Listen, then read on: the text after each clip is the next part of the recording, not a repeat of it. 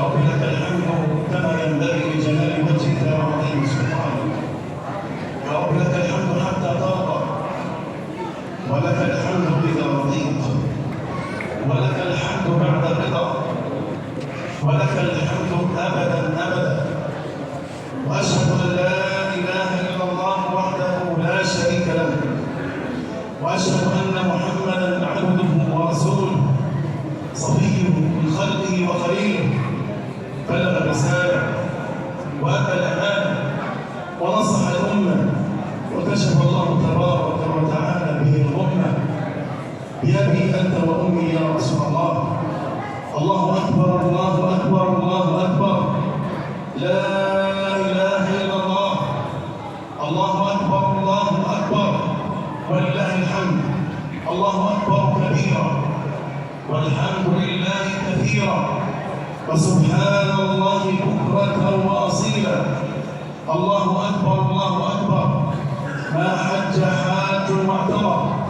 الله أكبر الله أكبر، ما سعى الحاج وفي من السفر.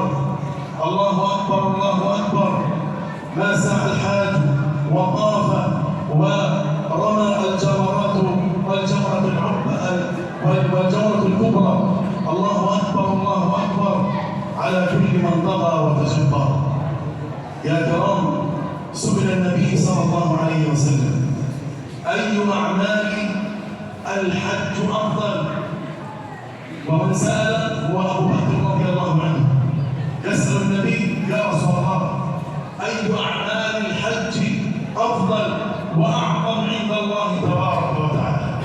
ونحن في هذا اليوم الأغر، هذا اليوم المشهور، هذا اليوم يوم النحر، يوم الحج الأكبر، نقف بين يدي ربنا تبارك وتعالى، نقول: يا رب سمعنا وأطعنا، نقدم لك يا ربنا ما نستطيع من الهدي وما نستطيع من القربات، حتى ترضى عنا وتكفر عنا سيئاتنا وتنظر إلينا بعين الرحمة وعين الشفقة يا رب العالمين.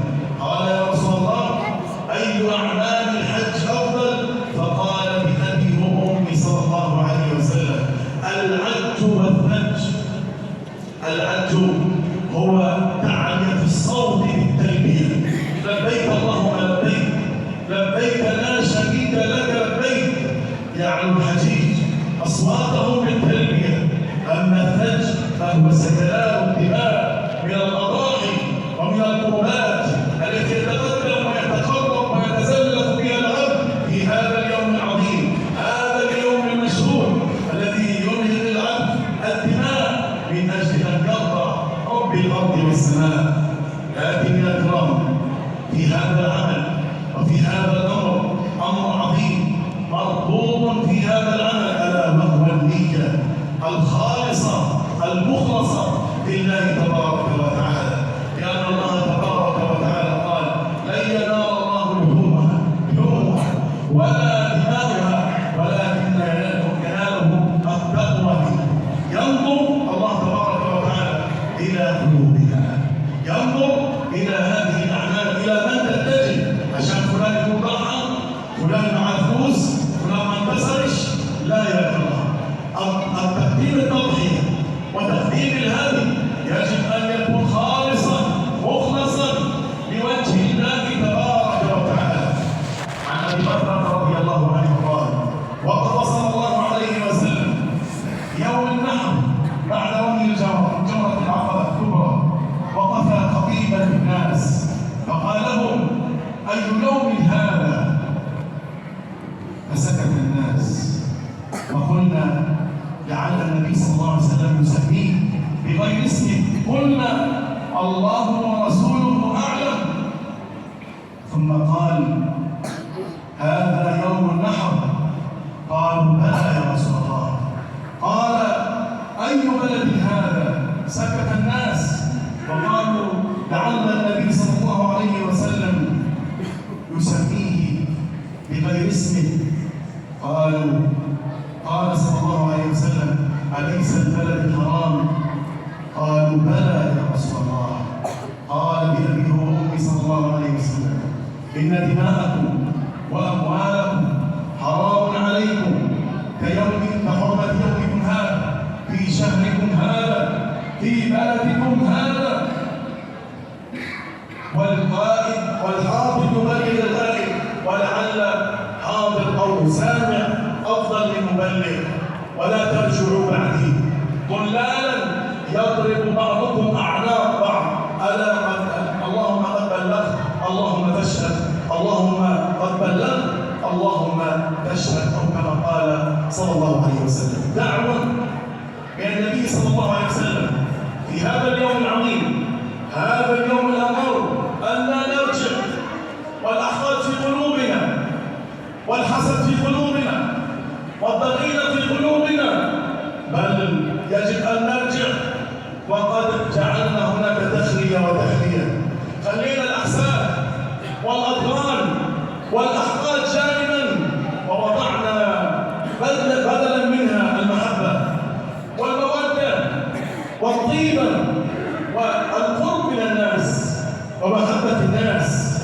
هذا اليوم يوم المودة ويوم المحبة ويوم ذكر الله سبحانه وتعالى وتلبية الله سبحانه وتعالى، لأن النبي صلى الله عليه وسلم أخبرنا بأن يجب أن نتوالى ويجب أن نتحالى وأن نكون كالبنيان المرصوص يشد بعضه بعضا.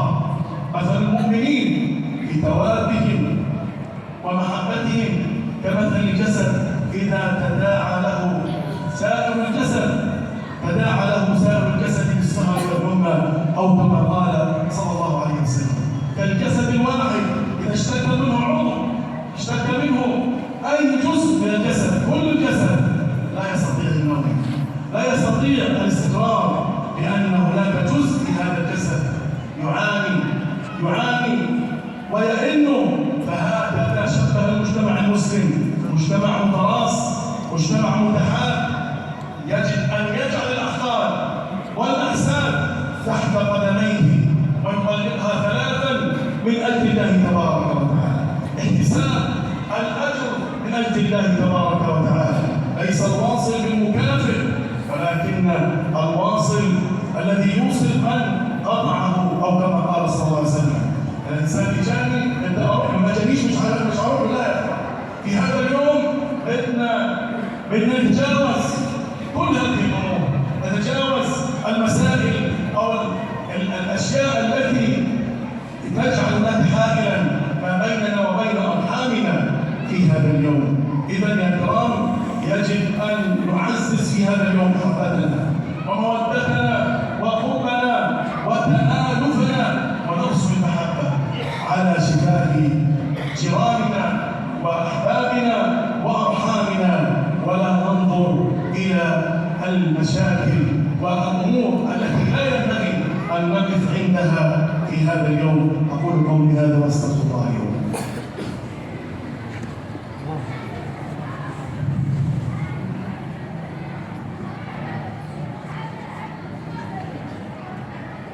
الحمد لله وكفى، والصلاة والسلام على النبي المصطفى.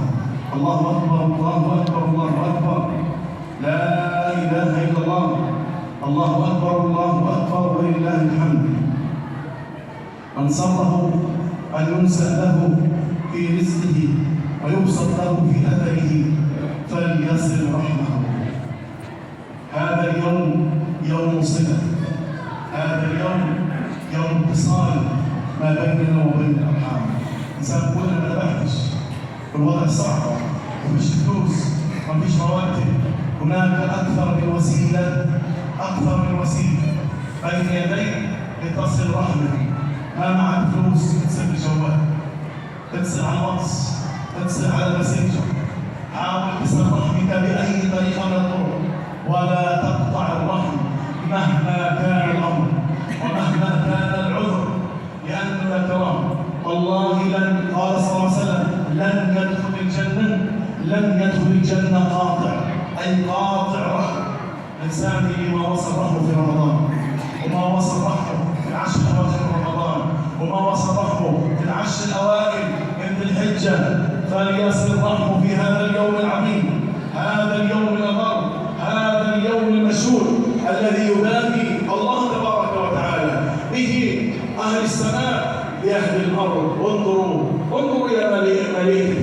إلى عبادي، يتقرب إلي بالقربان، يتقرب إلي بصلة الأرحام، يتقرب إلي بالأعمال الصالحة المخلصة لله تبارك وتعالى. يا كرام، لا تجعلوا هذا اليوم يوم حزن ويوم بكاء ويوم فتح لأبواب العزاء وبيوت العزاء، بل اجعلوه يوم فرح ويوم سرور يا كرام. لأن النبي صلى الله عليه وسلم كما أخبر أنس رضي الله عنه قال: قدم النبي صلى الله عليه وسلم المدينة فوجد أن أهل المدينة في الجاهلية يفرح في يومين، فقال صلى الله عليه وسلم: قد أبدلكم الله سبحانه وتعالى هذين اليومين بعيد الفطر وعيد الأضحى. عيد الفطر وعيد الأضحى، فليفرح المؤمن، يفرح المسلم بفضل الله ورحمته، فبذلك فليفرح هو خير مما يشعرون. الفرحة والسرور يجب أن ندخلها يا كرام على أطفالنا والتوسع على أطفالنا وعلى أولادنا وعلى زوجاتنا وعلى أمهاتنا وعلى آبائنا، نقبل أيديهم، نقبل أرجلهم. الأب والأم بحاجة إلى جبر الخواطر. والله يا إخوان، هذا اليوم يوم جبر الخاطر. هذا اليوم يا إخوان ما نكسر خاطر حدا، ما نكشف وجه حدا. عشان الأمة تسألك ليش فلان ما جاش، كون أول المبادرين. قبل زوجتك وأولادك مع الأمة قبل إيدها وراسها. قبل ما تقول لزوجتك وأولادك وقبل راس أبوك وبوس على إيده واشبك خاطره، لأن والله بجبر خاطر الوالدين ندخل الجنة يا كرام. ندخل الجنة يا كرام، لأن الكلمة التي تصدر من الأب والأم بعد تخليل اليدين والرأس الله يرضى عليك. والله يا كرام لو كل الناس قال الله يرضى عليك ما بتسوى حاجة يا بتقول اليوم، وبقول الأب الله يرضى عليك. غالية هذه الكلمة يا إخوان، والله تطلع من قلب الأم على طول مباشرة من القلب ومن قلب الأب، لأنه أكثر إنسان بيخاف عليه، وأكثر إنسان بحبه، وأكثر إنسان بحب يكون أفضل منه هو أبوه وهي أمه. لذلك يا كرام هذا اليوم يوم جبر بخواطر أبائنا وأمهاتنا وأولادنا وزوجاتنا وأرحامنا، فلنصلهم جميعا يا كرام. اللهم اغفر لنا ذنوبنا وإسرافنا في أمرنا وثبت أقدامنا وانصرنا على عدونا. اللهم اجعلنا نصلي العيد القادم في باحات المسجد الأقصى يا رب العالمين. اللهم اجعلنا نصلي العيد القادم بإذن الله تبارك وتعالى في المسجد الأقصى يا أكرم الأكرمين، مهللين ومكبرين رافعين رايات التوحيد. اللهم فرج كرب أسرانا، اللهم فرج كرب أسرانا واجعلهم بين ذويهم يا أكرم الأكرمين. وفرج كرب مبتلانا وعاف مبتلانا، وفرج كرب المكروبين وأزل الهم عن المهمومين. آمين آمين يا رب العالمين. دعوة الإخوة في أسرة المسجد نتحلق يا كرام حوله ونسلم ونصافح القلوب في هذا اليوم العظيم. تقبل الله